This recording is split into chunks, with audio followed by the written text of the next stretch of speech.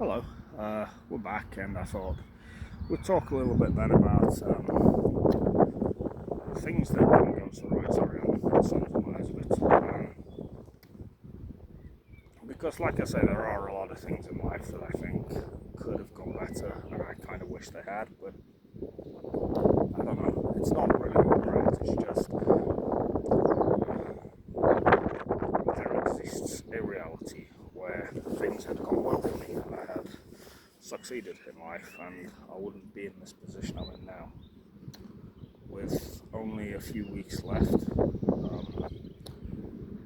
and no real,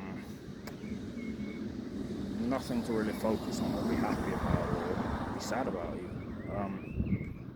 Just this shallow emptiness where, like I say, I'm takeaway-ing and alcohol-ing and just sitting around doing nothing all day.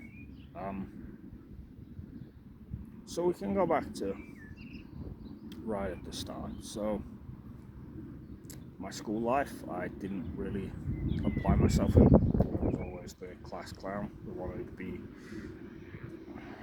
doing things to be funny. It was never about being the center of attention. It was never about being the guy. It was always more about just making people laugh. I don't know. I was good at it. It was one of the few things I was good at. And I'm not gonna lie. Things at home weren't great all the time. Of course they were, and I was 50% to blame for that. My mum had a lot going off in her life. Probably won't get into any of that today. Maybe I will in another one, but there was a lot of stuff that got off. And one of the few regrets I do have in life is that I know now and didn't recognize at the time I was not helping my mum at all. She'd been through several very traumatic experiences. We'd lost a couple of siblings when they were very young. My mum was drinking to cope with it. She was not always the easiest person to get on with.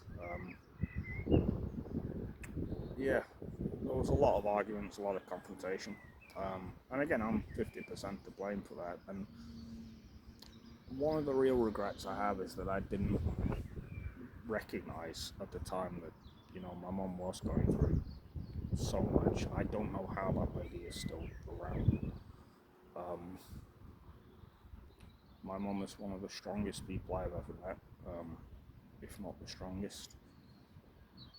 She's been through so much, and she's still always kept the roof over our heads, kept looking after us, and I couldn't recognise that. I was an arsehole at home.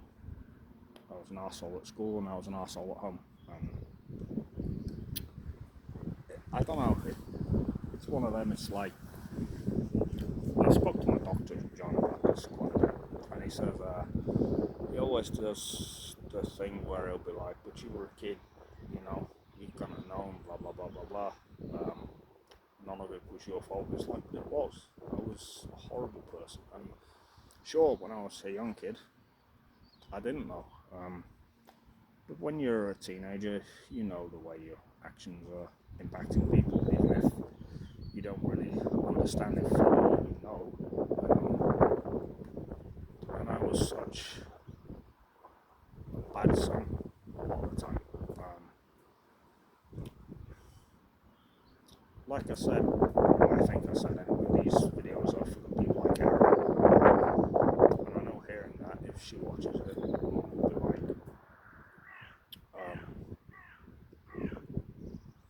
she'll take that to heart. She'll be like, but you weren't about some level. I was an asshole.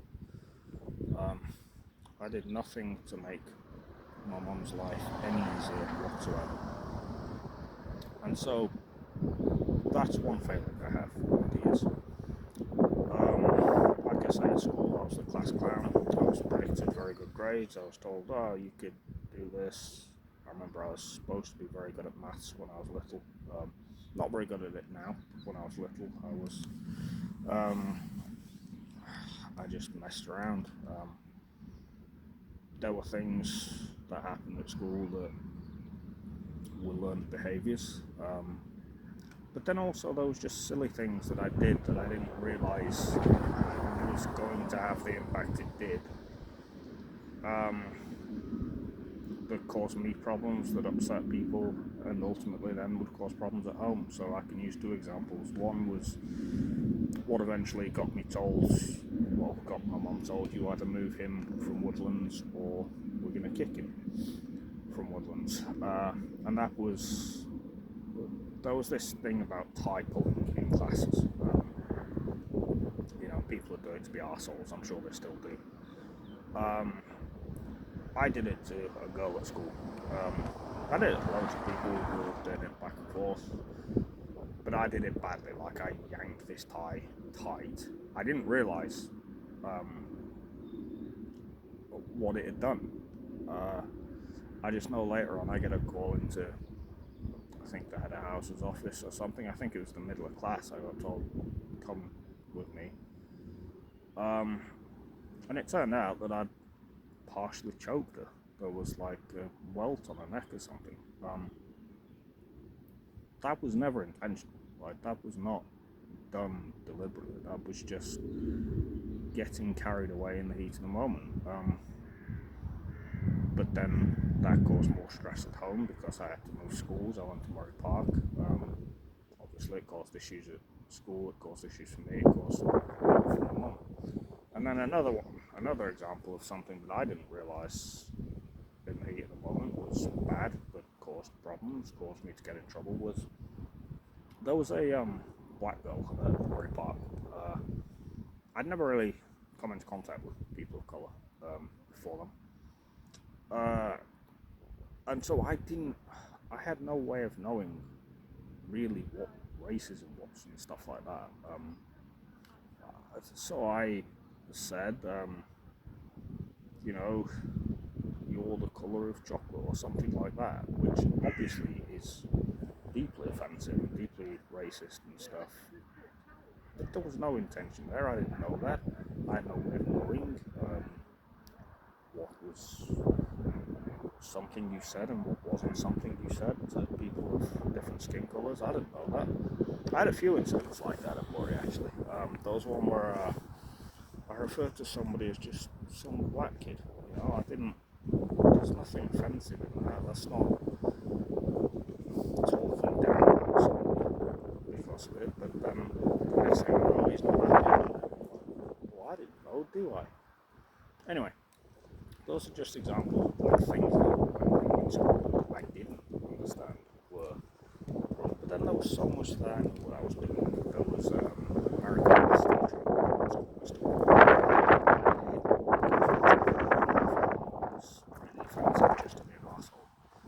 There was times where I'd mess around.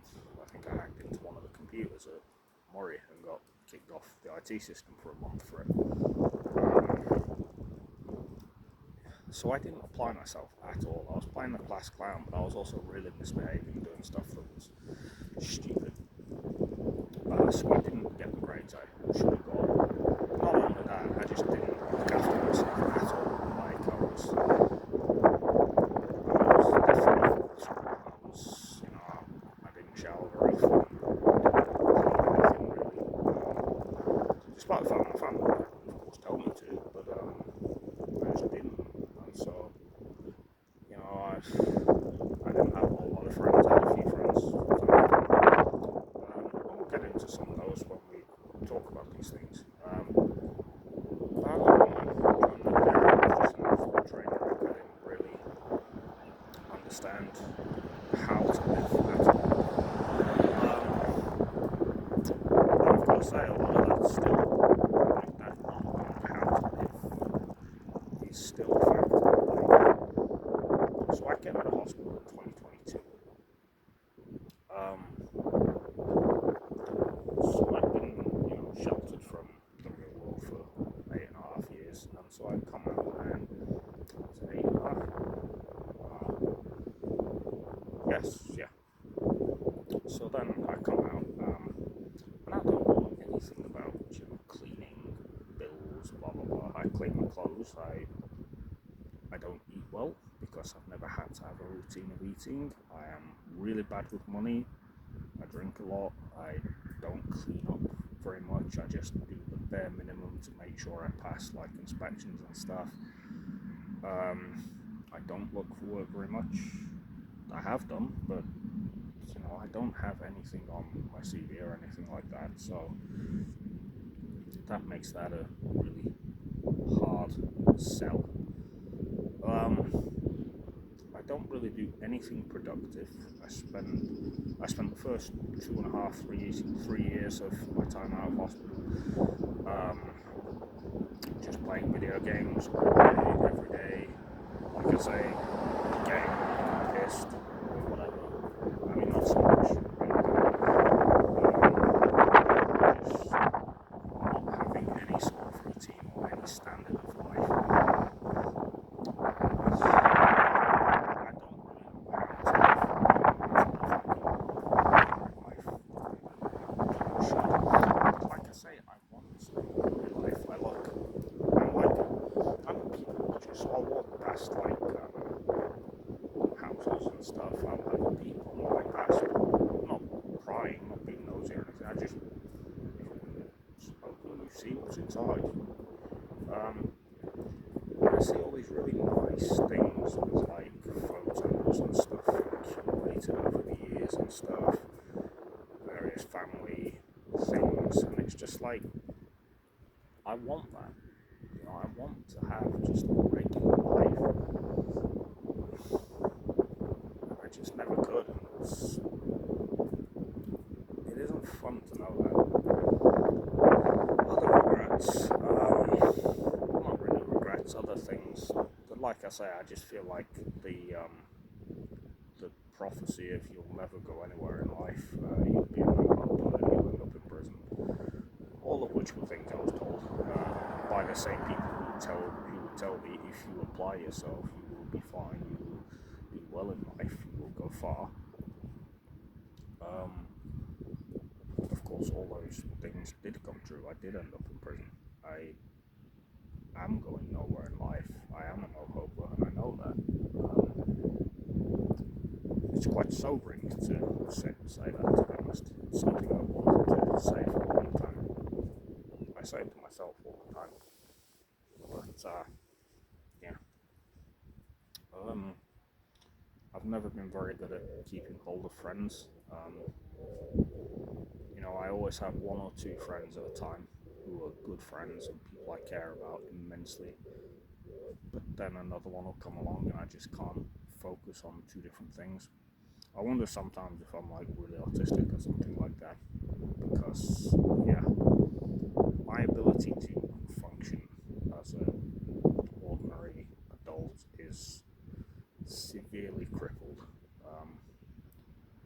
I just don't understand how to be a person. What other regrets do I mean, obviously, not even regrets, like I said, what other aspects of me make me not feel like a complete person? I guess the fact that just the knowledge that every single I'll go with a different train of thought. So like I had this intention, and again this will come up in the big one where I'll talk about what happened. My plan after we got back from holiday was to turn my life completely around. I had finally connected a bit with my family. I really love my mum and my brother. I love them to bits. I always have, but I've never been good at showing them. I bagged up a load of stuff to throw away, like alcohol and stuff like that I've been starting to use heavier. I was going to tidy up. I was going to clean my act up. Try and really settle down and sort my life out. And I am really, really frustrated and pissed off that chance is gone now. I was livid about it. At the time things went tits up. I was not happy over that. I was just screwing in my head like, for God's sake, day after I wanted to sort myself out. If I could have just had that extra bit of leeway, and of course what I did wasn't good.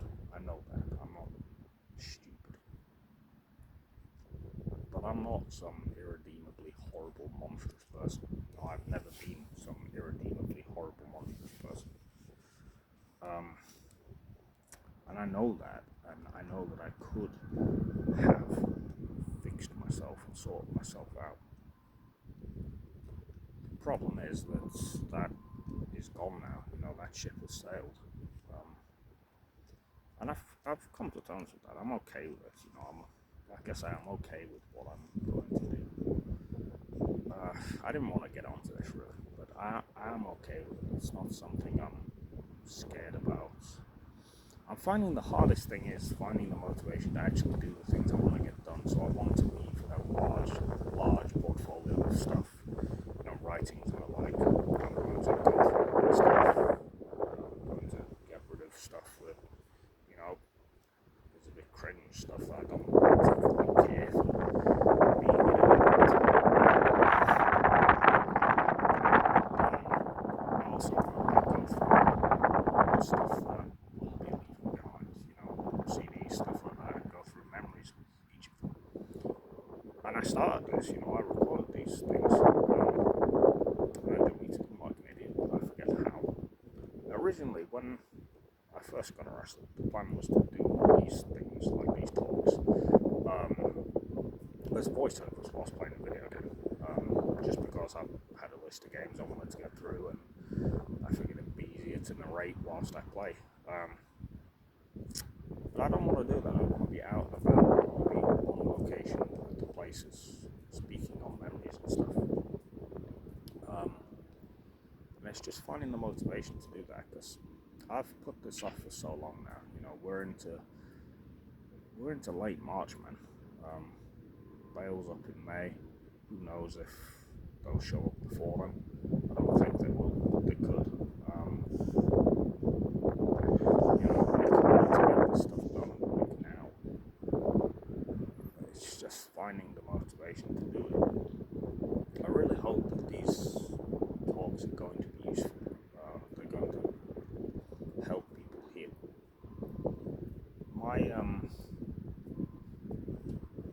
My only wish with this is that it gives closure to my family. My wish with what I'm doing is that, I can't keep screwing up.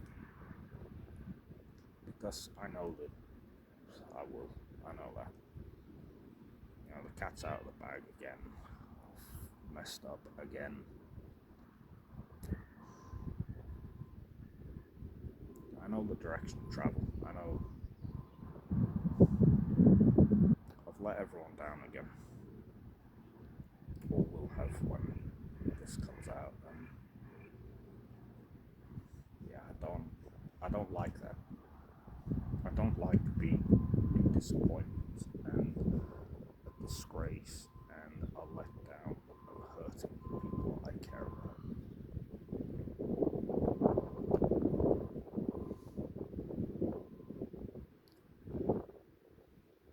Sorry, prolonged silence there. What else could I talk about while I'm just sat here? Oh, I don't really know what there is to talk about. So I want to be on location to talk about certain things. There's a lot to talk about. Each needs to have its focus. Yeah. I think what I might do is I might kill the recording in a minute, because I've got about 20 minutes before I have to go to my grandparents. So yeah. What I might do is just go and have a look at the Rampart Farm, see what's still there. I won't be recording that, but I will be recording possibly tomorrow. I've got a free day tomorrow. Saturday I'm going to see my mum. Really nice. I'm going to probably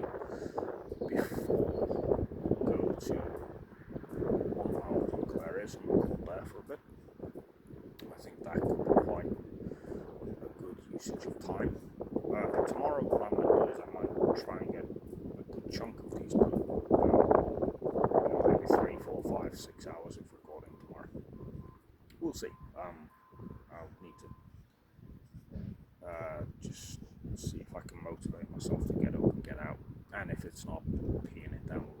Because that's another problem, is that when it's pissing it down, you can't really do these.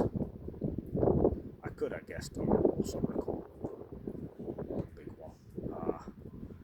You know, when I first made the decision to do these, I was going to, in my head, and this is what I do, I make plans and then don't follow through on them mentally. I was going to record all day every day and write all day every day, and then I was going to, for my last 3 days before I do it, I was going to record all day every day, just enjoying doing whatever I like doing, my favourite video games and films and stuff. And I can't even do that right. That's how stupid it is. I can't even do that correctly. I am just a non-functional person. I am an absolute mess, and there's no fixing it. You know, I've been through a lot of therapy at Rothwood, and I spoke honestly on things. I really tried to talk, and I don't know, it didn't really do anything, because it didn't drill down into whatever is really wrong with me. Like I say, I wonder sometimes, am I just severely autistic or something? Something in my head doesn't function right. There's this, I don't know, I never desire to hurt people. It just happens all the goddamn time. I don't know. The next few of these will be significantly more positive. Yeah, this was just a very off the cuff, take a walk through Markeaton while I talk, speak about my own mindset. I think it's significantly less whingy than the one I tried to do the other day. That was just 10 minutes of just pure poor me. I don't want that to be all this is. I just want to explain where my mind's at. Yeah, I lived up to those prophecies about me that I would be, that I would find in life. I should have listened. My granddad always used to say to me, think before you speak.